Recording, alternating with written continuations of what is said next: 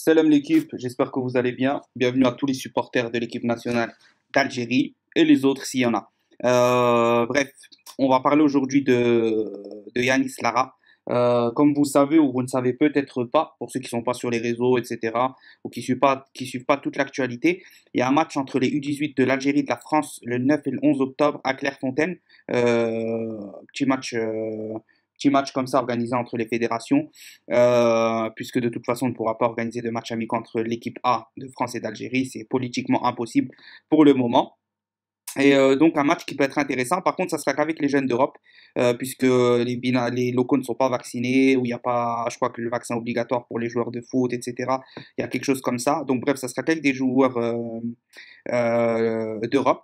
Et gros débat, première fois que ça arrive dans l'histoire, c'est inédit, et encore plus inédit parce que c'est dans le même match, il y a le joueur de l'Olympique Lyonnais des U18, Yanis Lara, donc très prometteur, hein, très prometteur, qui a déjà joué avec l'Algérie en U17, donc il avait choisi l'Algérie dès les U17. Après, certes, c'est pas un choix qu'on qualifie de définitif dans le monde du foot, mais en général, quand un Algérien, un Marocain, peu importe, quelqu'un d'un autre pays choisit une sélection dès les jeunes, en général, c'est qu'il a une forte envie de venir et de rester. Il ne cherche pas à aller en France, ou ça, c'est vraiment, ça, c'est entre guillemets des choix du cœur directement, il n'y a pas de question à se poser, pas de calcul, rien. Eh bien, figurez-vous que la France l'a convoqué avec les U18 contre l'Algérie, sachant que il faisait déjà partie de l'Algérie des U17, alors qu'il est aussi convoqué par l'Algérie. Ce qui fait qu'il est dans la liste des deux équipes pour le match du 9 et du 11 octobre. Donc, cruel dilemme.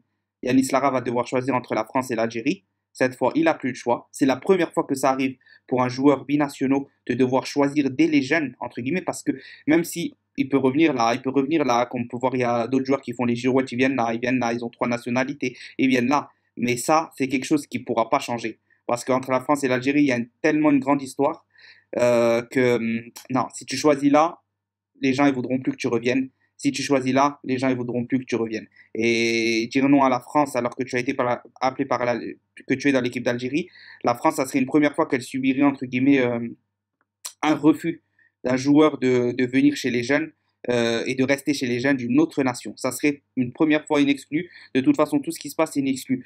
Nous, bah, on souhaite qu'il vienne chez nous, mais s'il ne vient pas, franchement, moi, j'ai aucun problème avec ça.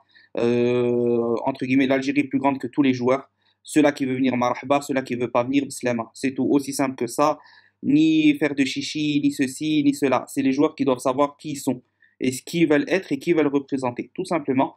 Donc, bah, on verra ce qu'il choisit. Et de toute façon, il n'a pas le choix. Là, il va devoir donner sa réponse. Hier, des gens ont dit qu'il resterait avec l'Algérie. Apparemment, maintenant, il a été contacté par des médias. Il a dit qu'il n'a pas fait son choix. Voilà. Hein, on se doute bien que peut-être Olas l'a convoqué. Hein, c'est du connu maintenant avec Olas, c'est du connu avec les grands présidents. On ne sait pas ce qu'il s'est dit, on ne sait pas ce qu'il va faire. Mais voilà, on verra bien, on ne juge pas trop tôt. Hein, on ne se dit pas de toute façon il va choisir la France, ceci, cela. On verra bien. En tout cas, qu'il fasse le bon choix. Et voilà. En tout cas, c'était une petite vidéo simplement pour vous avertir, pour vous donner l'info sous forme de vidéo. C'est plus intéressant des fois que de lire et d'en parler. J'attends vos commentaires. Si la vidéo vous a plu, maximum de pouces bleus, on participe en commentaire. On partage si on peut. Salam ma famille.